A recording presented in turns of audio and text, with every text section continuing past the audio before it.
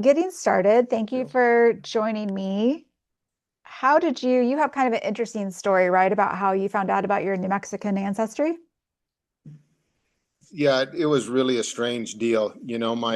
My late wife bought me a ancestry DNA kit probably 9 years ago, I would guess, and she bought it for a Father's Day gift.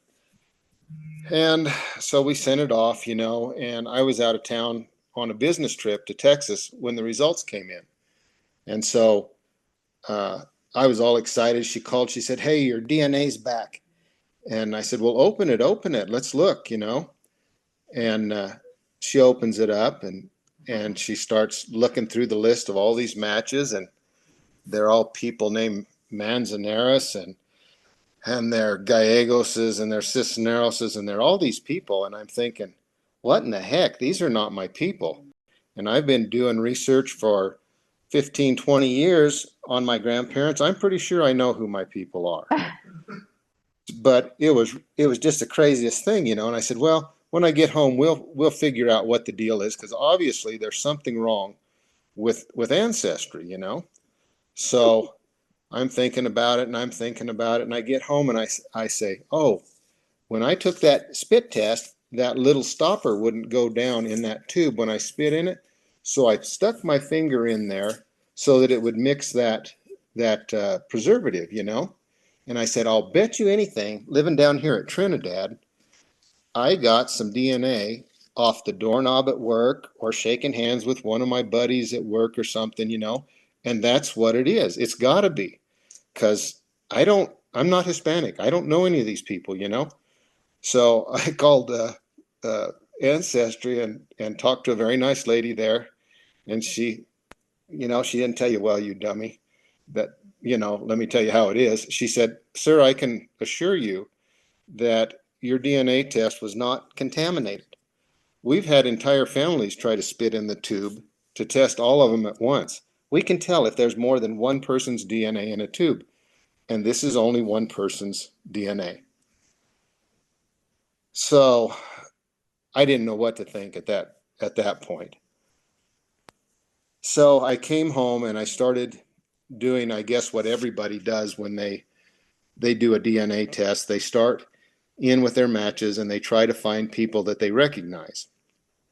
So it took me probably 2 weeks of searching before I was pretty satisfied that I had found people who matched both of my mother's parents and her, and people that matched my grandmother on my dad's side.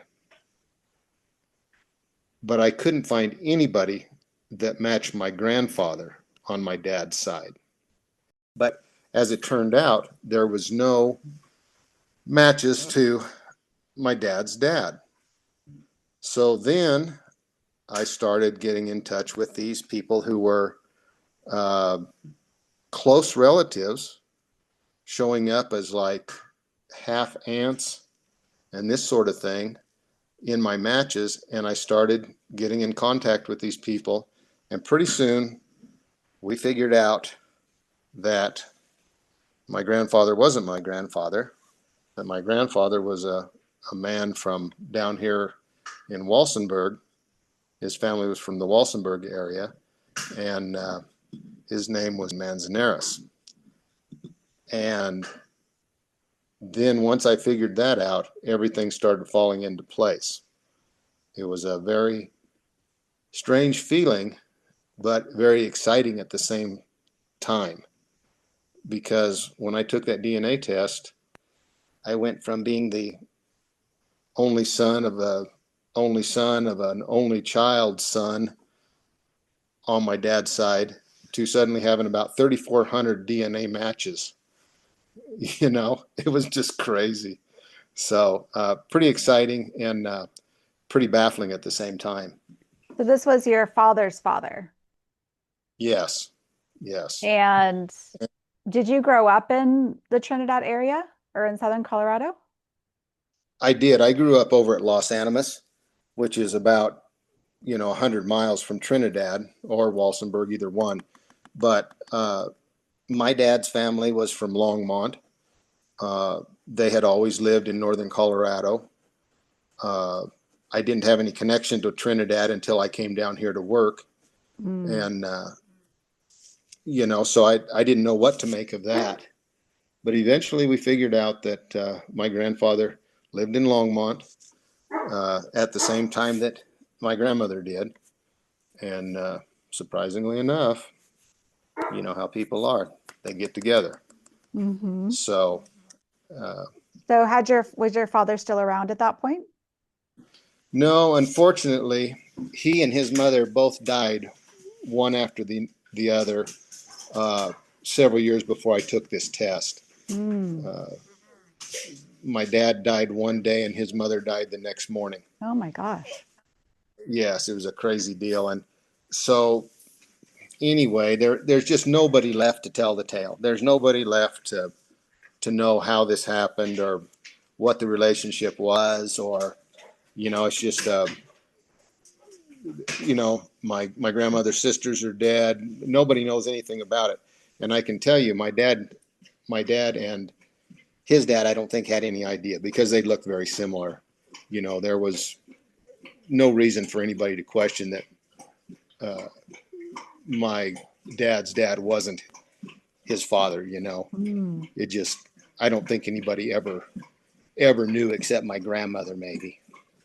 And if there was somebody else that knew, they're all gone. There's nobody left to tell the tale. No aunts or uncles or anything like that. No, I learned this also late, that they've all passed away. Yeah. There was just nothing. So I've done a lot of my work is guesswork, but I think it holds up to scrutiny. I mean, all you have is circumstantial evidence, but when you have my grandmother living one street over and a block down from my biological grandfather, it's not too hard to see how that might happen, a lot of matching places, a lot of matching time frames, just very, very interesting. It was fun detective work. I mean, there's nobody left to hurt. There's nobody left to worry about it. It is what it is, and my mother, my dad's wife, when I was little, she always said, "You just look like a little Mexican baby when you were born." And she said, I was just sure they had switched you because she's blonde, And she said, and you were so dark and covered with all that curly black hair. And she said, I just knew they switched you. And she said, now that we've got this DNA test, I was right. You are my little Mexican baby. It was just so funny. So growing up in Las Animas, did you know a lot of Hispano kids that you grew up with those kinds of last names, and you didn't have any idea that you were of that culture at all or of that ancestry at all? Oh, no. I grew up puro gringo, in Los Animas. There was two camps of kids, there was white kids and what we called Mexican kids. But, when I was a kid, nobody ever, here's how it used to work. People that I knew would say, I'm not a Mexican, I'm Spanish. And I always thought, okay, whatever you want to call yourself, but I had no idea that there were settlers, there were people here that considered themselves Spanish that weren't Johnny come lately Mexicans who had come here in the 20th century. Nobody talked about that, or if they knew it, they didn't say it, I always thought when these people said, well, I'm Spanish, I thought, they're just kind of putting on airs, just sorting themselves out from everybody else. But as it turns out, that was actually the case. Most of the kids that I grew up with were descended from families from New Mexico, although down there in the lower valley, most of those families came into the lower Arkansas Valley around through Mora and Las Vegas and that side of the mountains, and ended up coming up into Colorado. Whereas my side of the family, most of those people came up from Abiquiu to Taos to the San Luis Valley, then over the mountains into the Walsenburg, Huerfano County area. So I found a lot of names in the background over here that I was not familiar with. A lot of Spanish names that are very common over here in Trinidad and Walsenburg area are not names that I was acquainted with as a kid growing up. Hmm. Martinez, Salazar, uh, Garcia, Montoya, those names were all very prevalent over in the valley. When I got over here, lots of people named Abeda and just there's a lot of names over here, a lot more Bacas over here than there was there. A lot of names that I had never really heard. Suezo and just lots and lots of different names that I was unfamiliar with that were in my background. We had Cisneros over there, but they spelled their name with an S, and these spell it over here with a C. Gallegos is pretty universal, but yeah, there I could see that there was. I don't know. I've always had some kind of affinity for this part of the world. I guess couldn't help it. I didn't even know that I was tied to these people down here, but I've always felt really at home down here in southern Colorado. And right now I live on the top end of the Purgatory Valley. And when I grew up at Los Animas, that's where the Purgatory dumps into the Arkansas. So the very other end of the same river, and growing up in that country with those kids, I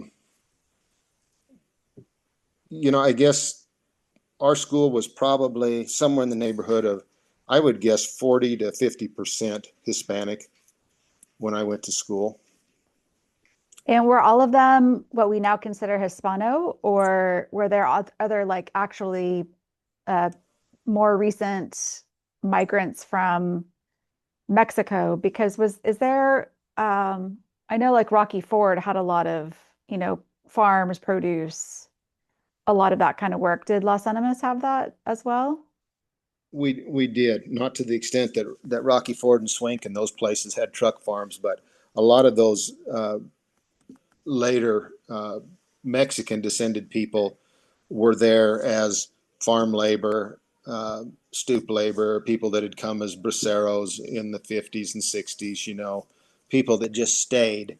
But there was always that group of people that said, no, we're not Mexicans. We're Spanish, Hmm.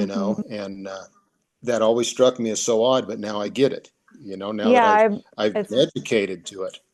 yeah, I'm always so interested in that because my dad grew up in Colorado Springs, and there was a population of more recent Mexican they're that were working on the railroad, and his mother was very really drilled into their heads, that those people were different from us, and so I'm just really fascinated now learning later, what were the political reasons for that, what were the economic reasons for that, and um, Diane, it's really if you could interesting. turn that down. Um, Can you turn that down for me? so let's go to so that family was from the Walsenburg area. What were and you said they went from Abiquiu to Taos up through the valley.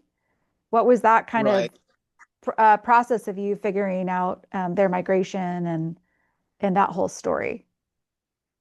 Well, I just started tracing back from my grandfather, and he turned out to be an only son in a family of I think six sisters besides Wow. him, and his his father was an only son. Uh, I take that back. My grandfather, his dad, uh, Antonio Tercio Manzanares, was the only son in a family of six girls. His father, Jesus Maria Manzanares, and his wife, Rita Tafoya, were in the San or in the Huerfano drainage by the 1870 census. I know they were in the San Luis Valley uh, as early as 1860, and probably before that. A couple generations following that line again, my great-grandfathers grandfathers were co-founders of the Plaza of the Manzanares, as they called it. They call it Garcia, Colorado now. Oh, But wow. that's when they drew the line between Colorado and New Mexico, Garcia ended up a rock's throw on the Colorado side of that border. And I always like to gig those people that are always talking about that, the earliest town in Colorado is, what is it? Let me think. San Luis. San Luis. They always say, oh, San Luis is the oldest town. But the Or what's Plaza of the the Manzanares other, yeah, the other one I know you're talking about. There's two. There's the towns on either side, right? That's one you're talking about. I'm blanking. right. But the Manzanares beat them here by a couple of years. They supposedly came in 1849 and Wow. settled there. And those were your Manzanares? Yes, there's two groups of Manzanares that founded that plaza. There was my grandfather, Jose Manuel Manzanares, and his brother, Pedro Nolasco Manzanares. To add to the confusion, one of the other guys that came with him and settled that area, his name is Romaldo Manzanares, and apparently he was no relationship. Well, I don't know how that fun for you. Well, yeah, they say, oh, we're from El Rito and these people are from Abiquiu, and we're not related. I don't know how you can live that close by and not be related, but maybe they weren't, So anyway, it's a big jumble of Manzanares down in this country, and I'm not related to most of them. Oh, really? The Manzanares, I know, yeah, it was the big one in Trinidad, and that's another different line.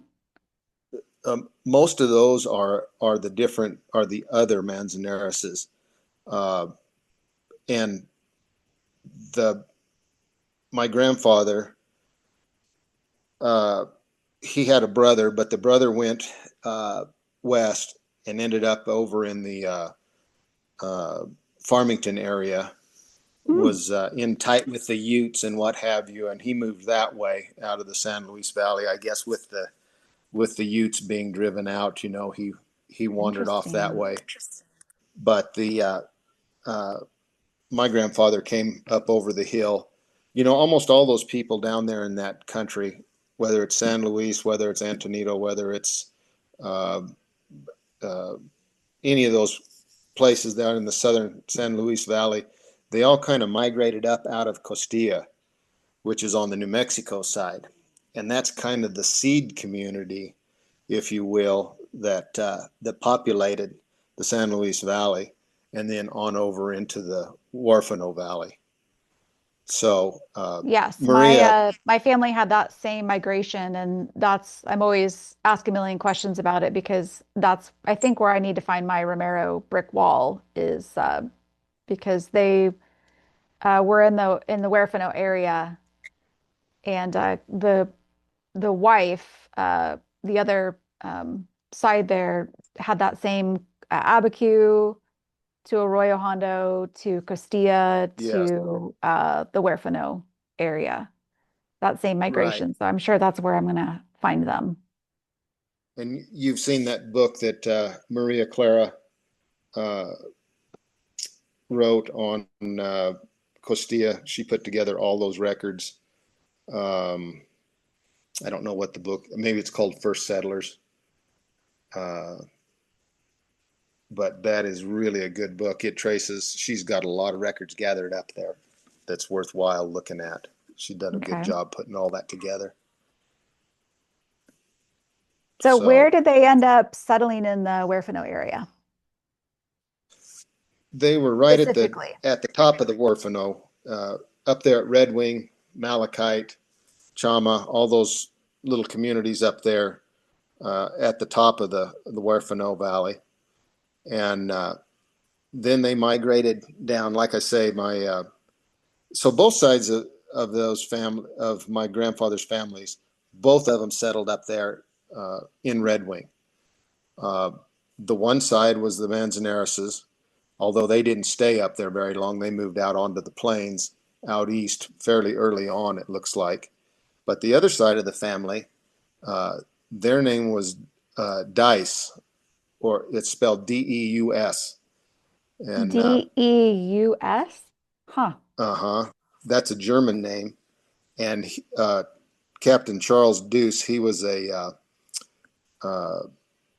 merchant, brewer, uh, Union soldier with Kit Carson during the Civil War, came up the Santa Fe Trail to Santa Fe in the 1840s, but ended up marrying a Gallegos woman from down there. They migrated up to Costilla, and then he was kind of, it looks like to me, kind of a ringleader, kind of a wheel in getting all those people gathered up and moving over to the Huerfano Valley. Apparently, he had been in the Huerfano Valley and had settled there before the Civil War, and then he went off to fight the Civil War, and southern Colorado was full of Confederate sympathizers, and they came down there and stole everything he had: horses, mules, cattle, sheep, everything. Just took everything, and while he was gone off to the war, and but then after the war, I think he regrouped from Costilla and talked all those people down there, a big bunch of them, into migrating en masse over to the Upper Huerfano. And And you said you think that's in like 1870? oh no, much before that, Oh, much before that. right Okay. during those, right post Civil War. Okay. So you said that this Deuce? They, the historical records a lot of times have his name written down as Dice, Oh, so Dice, you said. That's right. they must have pronounced it like dice, like a rolling the dice, even though it's spelled deuce, like the word for God in German. I don't know, but Um, so you said he fought for the Union. yes, he was a captain under Kit Carson. Uh, so I don't know how much action he saw, but I'm sure he saw some. But he was mustered in with Kit Carson. So I'm interested. That's interesting. You say he was kind of a ringleader because one of my great great grandfather served in the Union in New Mexico, and then he ended up then serving in Colorado at the Sand Creek Massacre, a year or two later. And I just sort of, again, of course, it's all a game of speculation, right? So I just speculate that he somehow got to know some of the Colorado volunteers that came down to fight in those New Mexico skirmishes, and then followed them up to southern Colorado, and then ended up serving in Colorado. He also changed his name during that time period. So that's interesting because I'm sure I really don't know. I lose him in 1870. But I'm sure he must have been part of that group because then he does end up exactly where you're talking about in the Huerfano Valley in 1880. So I'll have to investigate more about Dice and that There group was a because fair amount of them. that must have been, and that's where that's the migration his wife ended up. She was much younger, but that's what her family did too. So, Right, and so was Dice's wife. She was much younger, but I'm sure that was probably common, you mhm. know. Uh, but anyway, uh, there are quite a few of those Union soldiers buried up there around the Redwing, the Los Mm, Crestones cemetery there up under the bluffs. interesting. Uh, those people were all kinsmen, clansmen. They all belonged to the same bunch. If you don't scratch one of those people up there without finding out they're related to everybody else in the country. And so if you if you get into that genealogy of that Upper Huerfano, it doesn't take long to figure out that this guy's a brother-in-law to this guy, and that's why they live next door to one another, or these people were married to sisters, and they're all intertwined that way. So I'm sure that they probably got tired of freezing their butts off in Garcia, Colorado, and hiked over the hill for greener pastures. Because I don't know if you've ever been in the San Luis Valley in the winter, but it can be brutal, Hmm. really brutal. More, I can so see why those. you think that, so the Huerfano even up like by Redwing was more mild? Oh yeah, if you can Hmm. believe that, that was a better climate than, you know, kind of the same thing, kind of an alpine valley, but without that incredibly severe winter that the San Luis Valley can be so unforgiving. I can see why those people for generations would take those sheep and go north and graze up in there, and then every winter they'd go home. How are you going to keep your stock alive, much less you alive, you know, between the Indians and the 6 foot of snow on the ground, um, the, but when they went over the hill, uh, things were a lot better. Not that the Hmm. wind ever quits blowing Right. up there, the Huerfano Valley is like Cheyenne, Wyoming. My God, it never stops, ever, ever. So do you know what But your family was doing when they were there? Were they doing sheep? um, I don't really know. This was a big, kind of a big shot. Built a huge adobe home there at Malachite. Had a partner named Sharp. They were into stock raising and trading, and they were wheeler dealers. He was pretty prominent. Um, my grandfather Manzanares, they moved out east down the Huerfano, and eventually went back up from the Huerfano up the to the Cuchara side of things and settled at Cuchara. Not Cuchara like we think of today, but the Cuchara that was 10 miles east of Walsenburg. Um, there was a town called Cucharas out there, and before Walsenburg really got going, that was where the railroad ended. And so all the freight was offloaded at Cuchara and put onto wagons to go on further. Uh, the stage line ran through there. Some of my shirt tail relatives ran the stage stop there. Their name was Bustos. They were, one of my aunts was married into them. Uh, so at one time, Cuchara was a booming little town before Walsenburg really got going.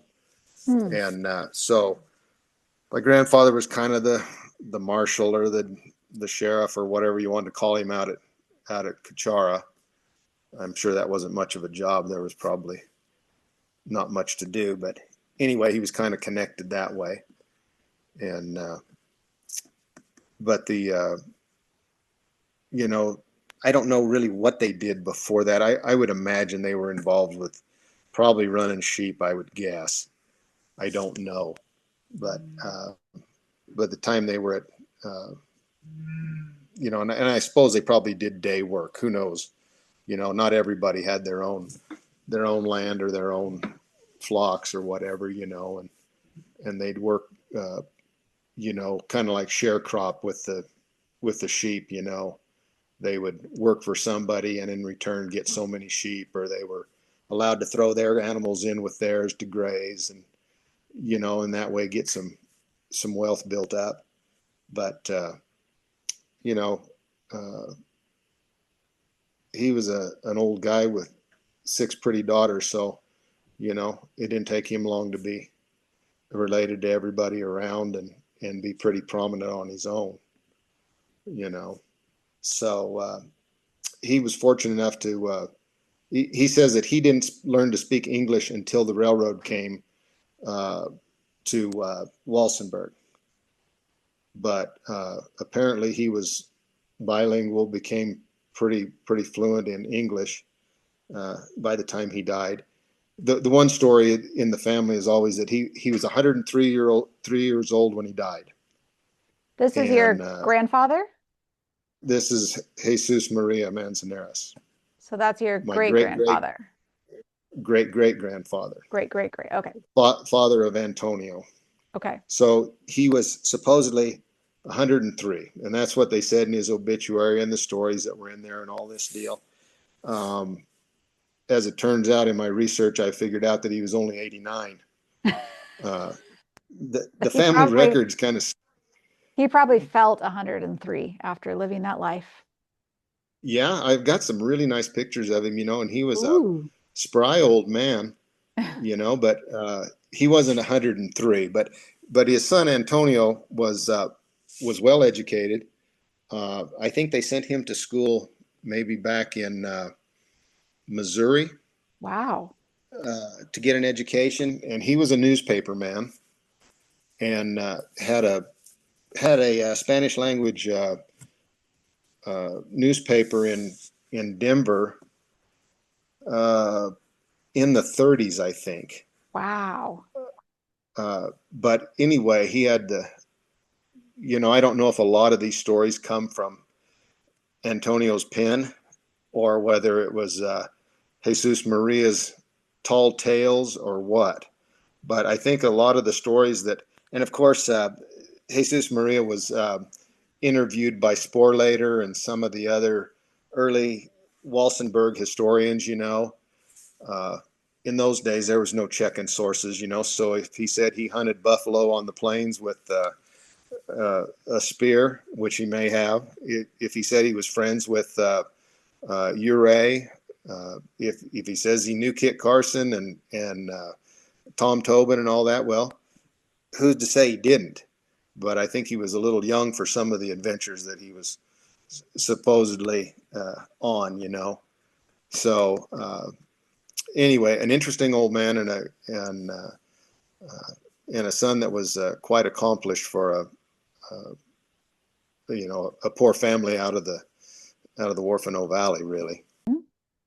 I haven't been able to find a copy of the newspaper. You know what it was Um, called? oh, I do if I could remember. Uh, Man, I can't think of it right off the top of my head. Hold on, I might But have that book right here. Here we go.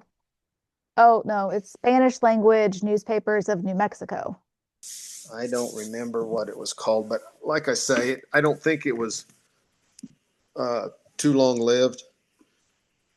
He ended up going to work for the government in the war years. Um, I'm sure there was always good opportunity for somebody that was bilingual like him. If I was a better historian and would get my act together, that would be good.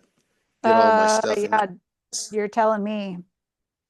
But that's funny.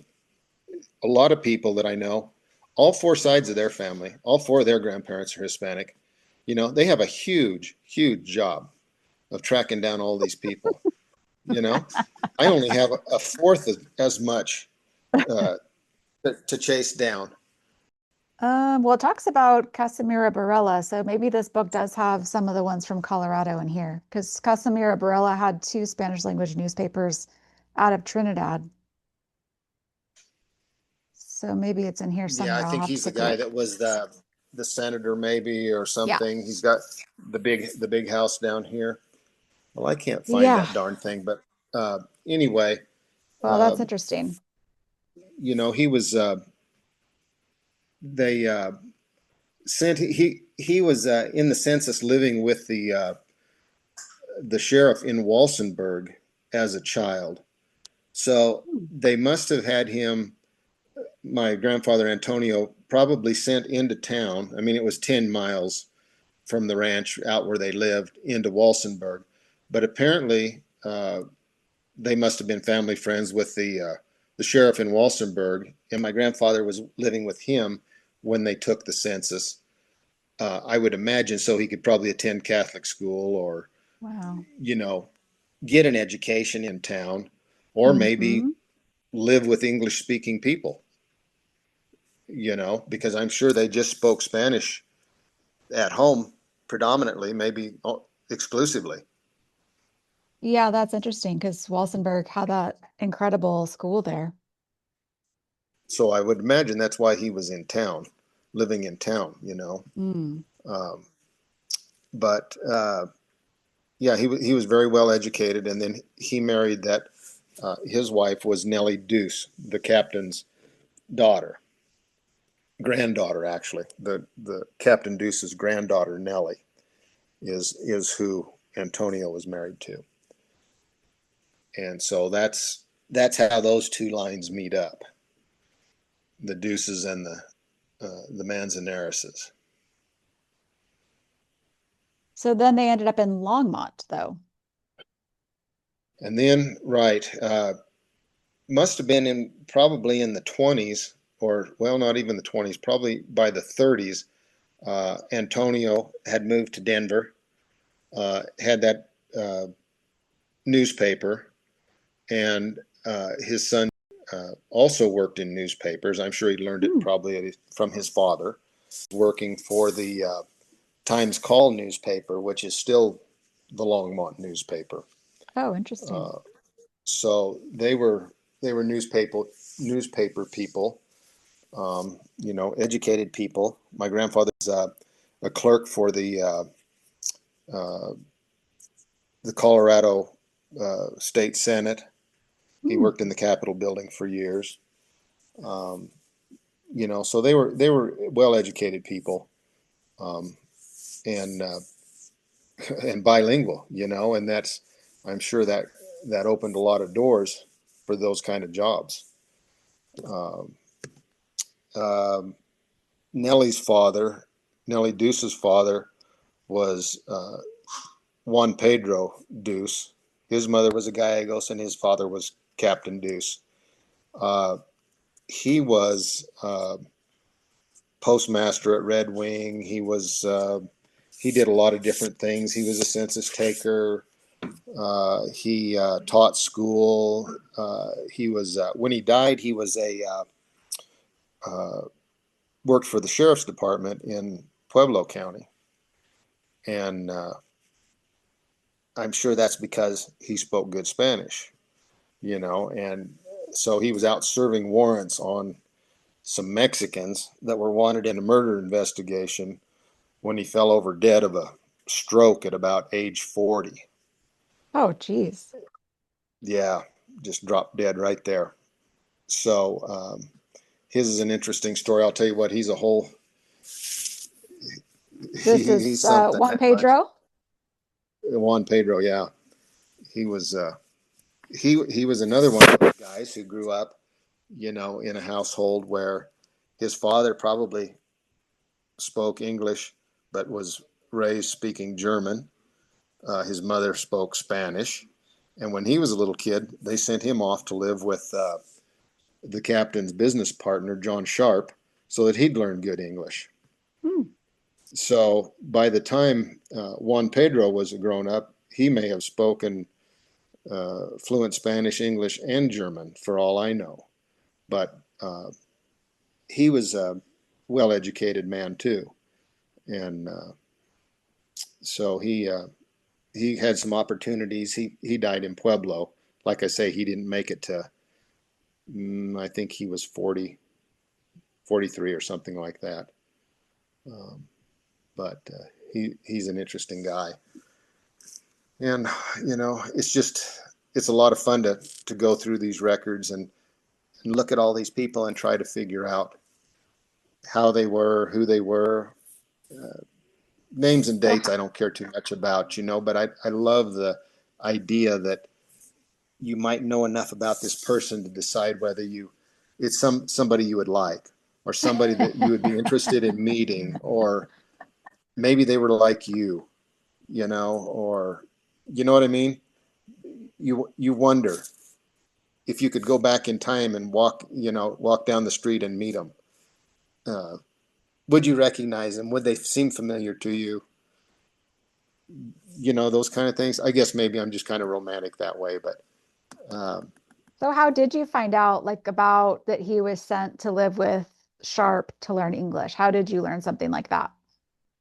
a lot of those resources were in the old the Colorado History uh, magazine that they used to put Hmm. out years ago. I don't Oh, know if you've ever okay. seen it. Kind of a pamphlet-sized book. Uh, there were a lot of stories in there.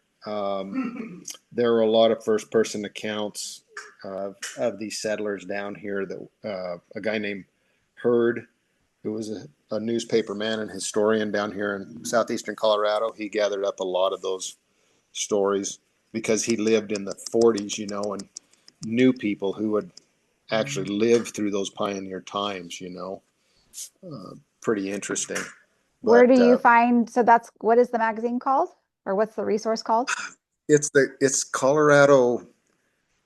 It's a Colorado History magazine, I guess, is what it is. I think it used to be published by the state of Colorado, and I don't know if it came out quarterly or what. But when I was a kid and you didn't have the internet, they were always in the local library, shelved all together. I'm sure it's all on, it's all digitized now, I'm sure, if you went to looking for it.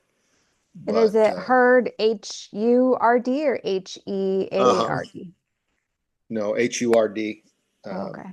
he was a newspaper man, but there's a lot of good sources in that Colorado magazine that I don't think people look at anymore. Yeah, that's a great resource. I kind of remember back in the day, 10 years ago or whenever, 15 years ago when I first started out, there were some of those oral histories that they had collected of the first pioneers of that area. But back then it was like really, uh,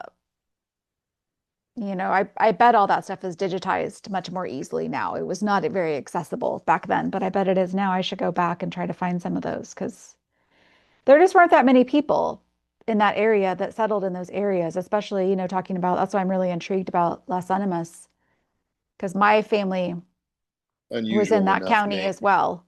Um, and there weren't that many people who settled out there. So the odds are that there's going to be some information about your families. Yeah, and Cool.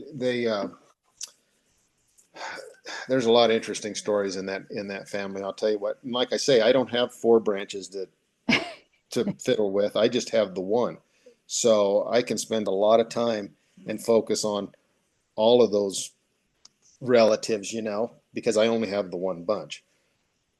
It's a lot easier for me. But it's funny.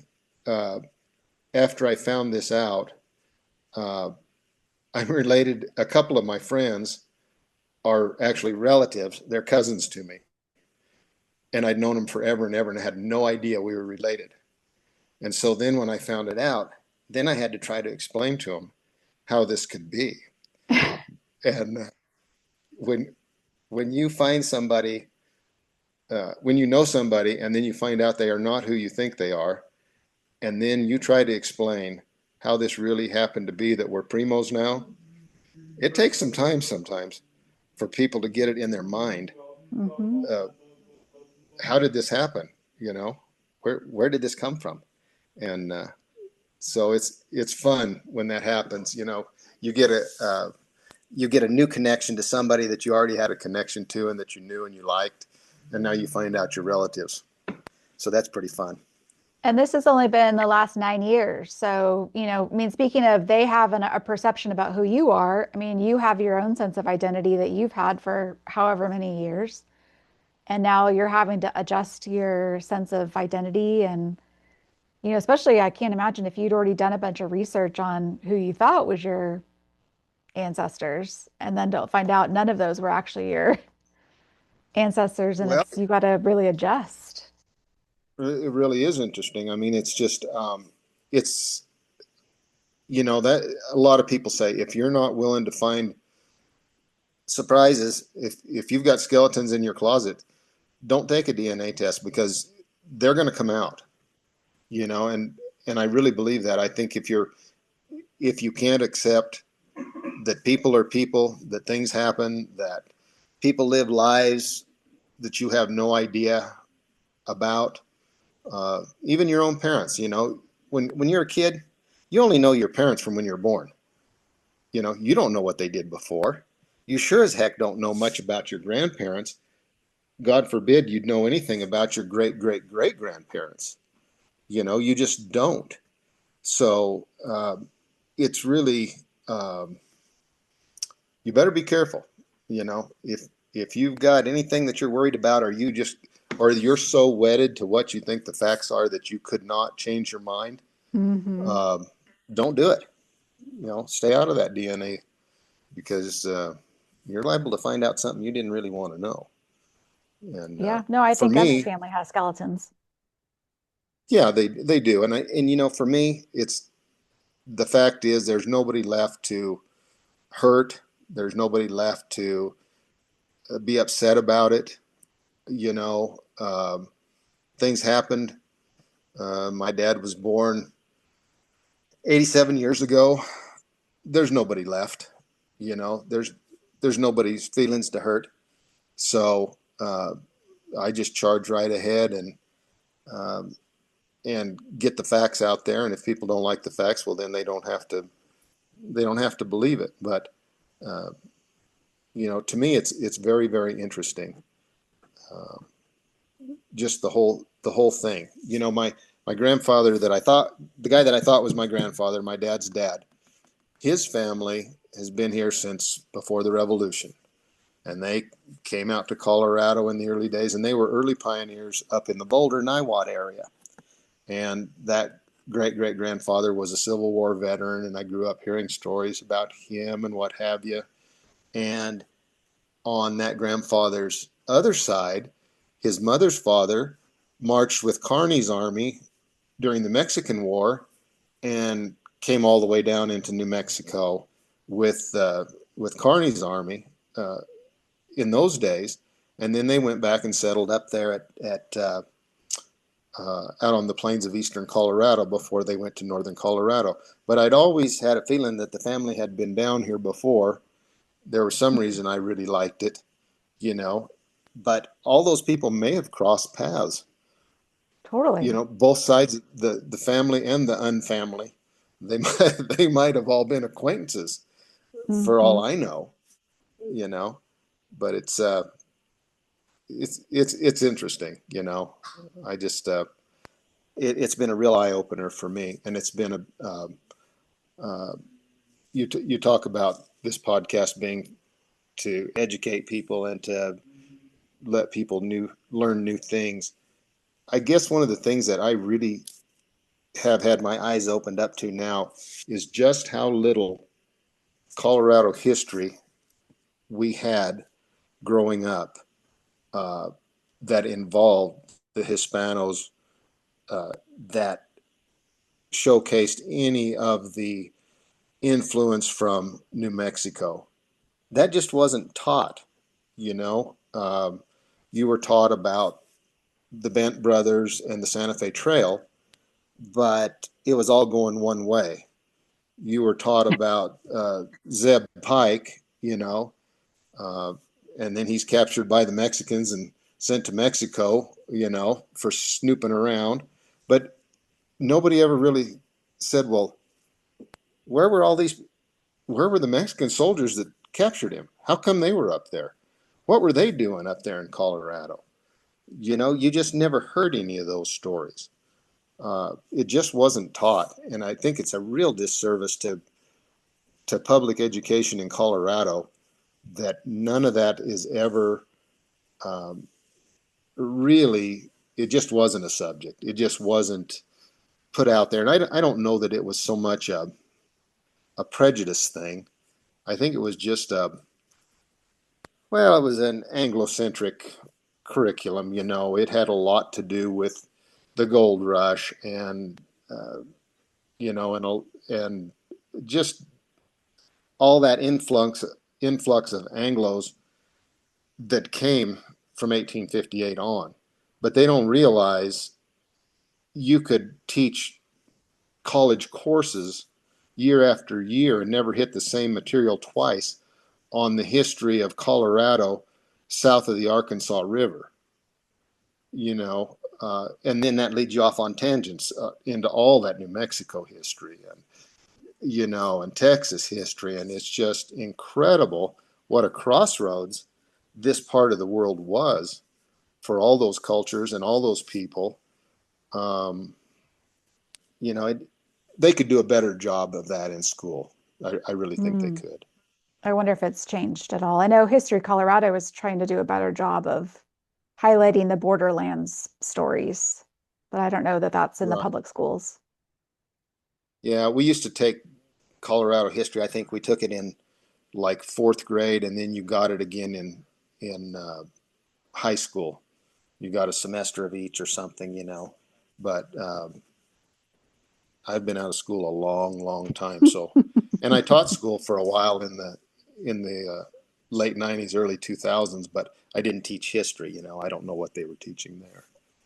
But yeah, I love this genealogy stuff. You get to do so many things, and it's like doing crosswords.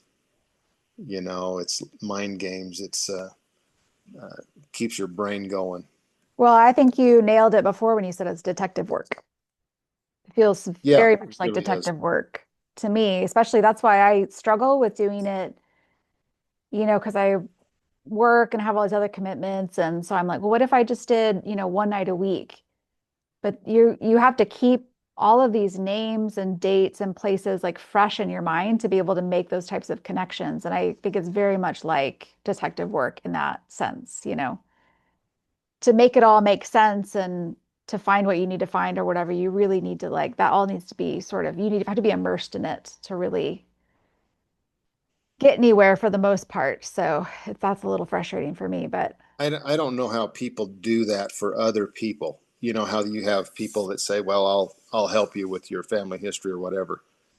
Man, I can't even keep my own people straight. I can't imagine having clients to help. You know, that would just blow my mind. But maybe there's people out there that are that organized and that they're that methodical that they can do that. I guess I'm not. I'm not one of them. I go down a lot of rabbit holes. You know, I get sidetracked, and uh, it's hard for me to come back. And I've hmm. been at this a long time, not very successfully, I guess, but I've been at it a long time.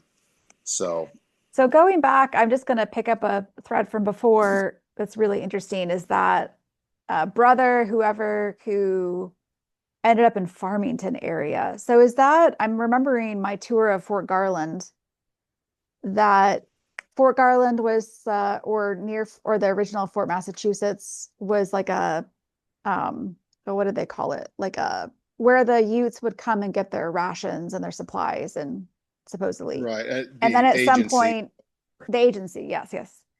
And then they were moved to their reservation over by like Dulce. No, is it Dulce? Yeah, it's Dulce. well, Is that kind of I how think those did are he go with that? Did he go with that group or was it unassociated with that? I think so. You know, those people. I've got another book in here. Uh, it's called The First Settlers or something like that. Los Primeros Pobladores. And I can't remember that woman's name, Frances something or other. But she talks about these Hispanic families uh, that were very involved with the Utes, with the horse trade and this kind of thing.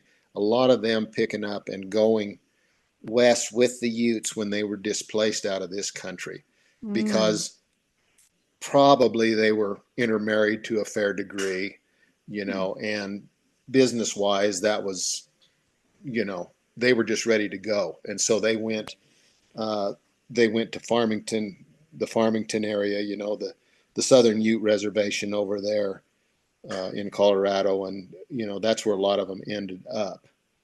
Um, so I think the other bunch that came over to the Huerfano, I think they were mostly farmers. You know, they weren't stockmen probably so much. They were looking for more hospitable pastures and growing seasons and you know that kind of thing. Before irrigation became big in the San Luis Valley, you know, uh, that's some pretty tough country to make a living in.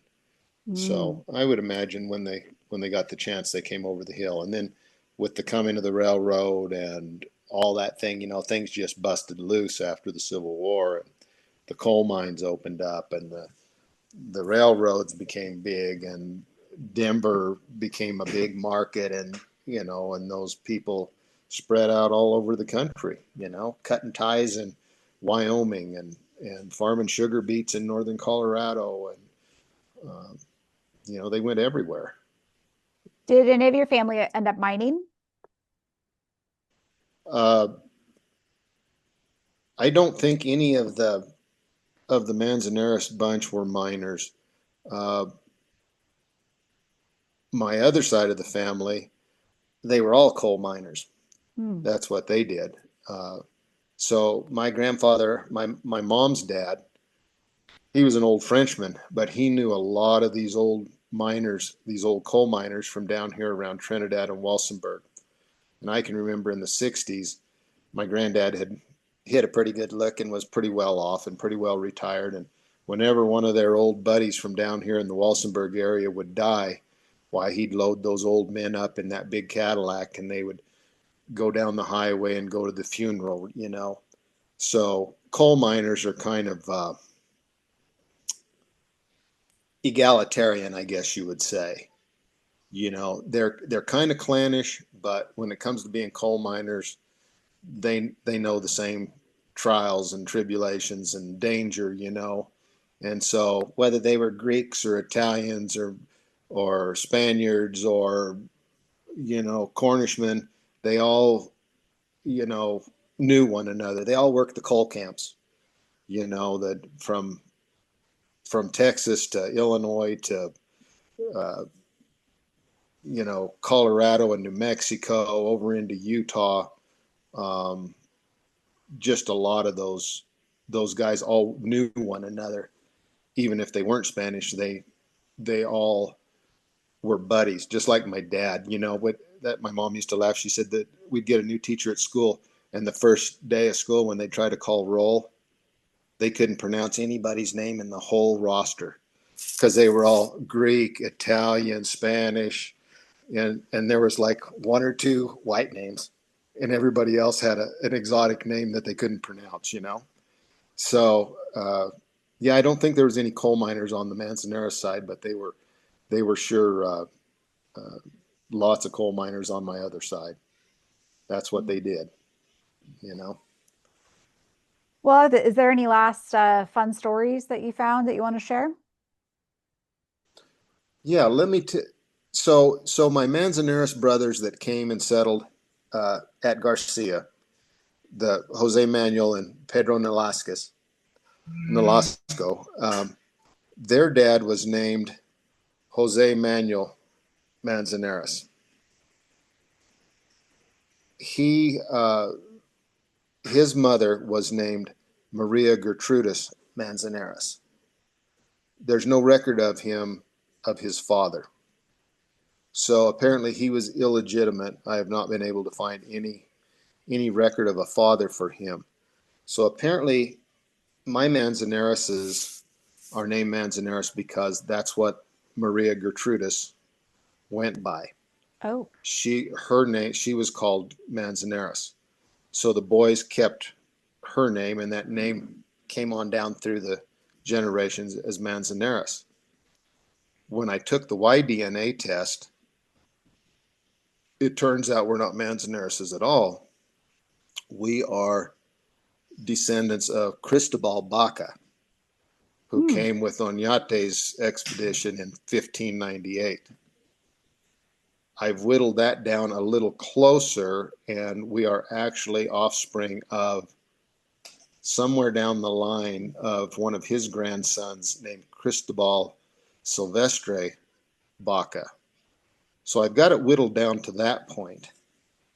But who this Baca guy was, or if he was even called Baca when he conceived this child with Maria Gertrudis, I have no idea.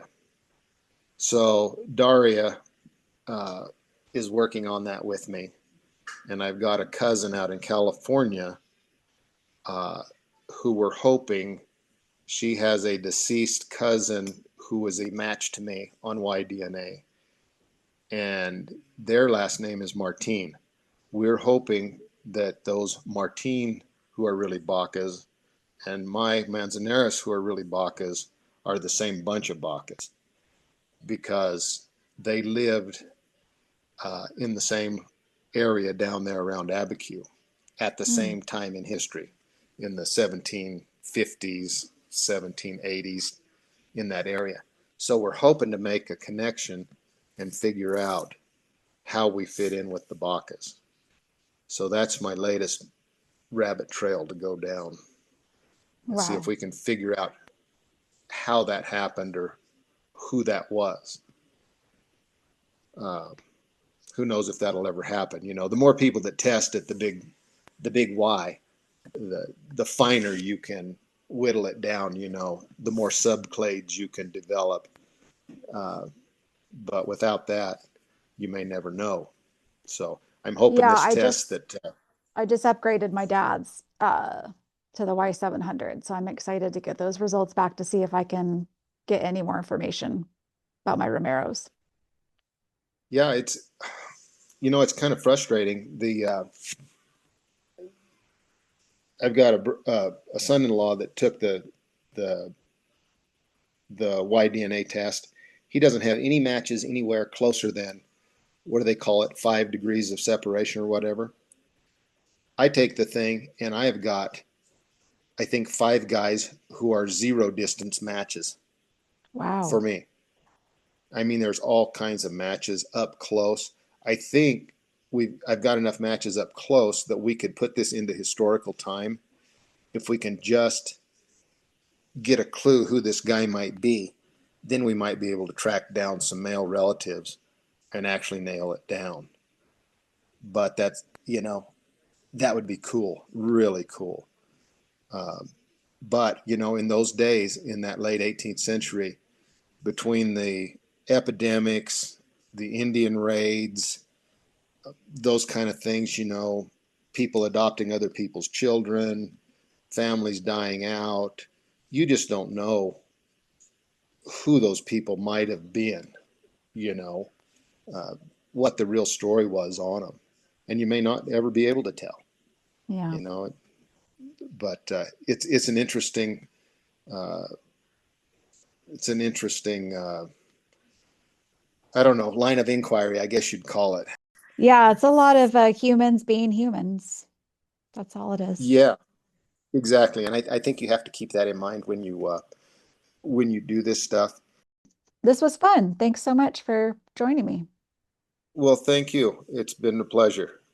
I appreciate it. And I think you're doing a good job. I think it's very important to get the word out. And of course, I'm a little biased. It's my people, but it's your people too. And it's uh, thousands and thousands and thousands of us down here. Hmm. There's no end. Do you like the idea that what was his name? The guy down in New Mexico. He says we should quit calling ourselves Hispanos and call ourselves New Mexicans. Have you heard that? People have so many different opinions, it's hard to keep up. Yeah, I thought that was interesting. That's a good way to put it, I think, uh, because New Mexico was the kingdom of New Mexico for 400 years. If people understood that, then when you say I'm a New Mexican, they would they would think of that instead of, oh, you're from the state of New Mexico. Well, that's not really Mhm. what it is, but I thought that was an interesting way to put it. I'll send you Well, some thank you so pictures. much Thank you. for making the time and for being flexible. I appreciate it. Thanks for listening to Luminaria. You can reach me at luminariapod@gmail.com. Our intro and outro music is of Varsoviana, performed by Nieves Anaya and his daughter Ernestina Anaya at Arroyo Hondo, New Mexico in 1940. It's part of the Juan Bautista Rael collection at the Library of Congress.